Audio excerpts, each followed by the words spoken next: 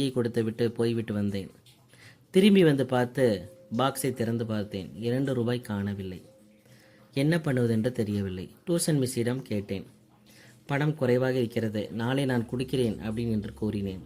அதற்கு அவர்கள் உன் அம்மா அப்பாவிடம் சொல்லிவிட்டு அந்த 2 ரூபாய் வாங்கிட்டு வந்து 10 ரூபாய் கொடு என்று கண்டிஷனாக சொல்லிவிட்டார்கள்.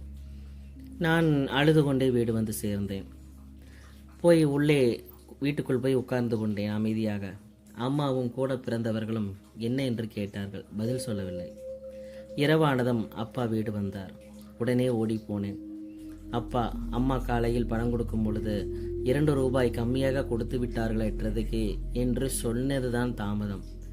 காதில் ஒய் என்று ஒரு சவுண்டு கேட்டது. அப்பொழுதுதான் ரியலைஸ் பண்ணினேன், அவர் கன்னத்தில் அடிச்சிருக்கிறாருன்னு. பழி தாங்க முடியாமல் அழுது கொண்டே ஓடி போய்விட்டேன். அழுது கொண்டே உட்கார்ந்திருந்தேன். சாப்பிடவில்லை.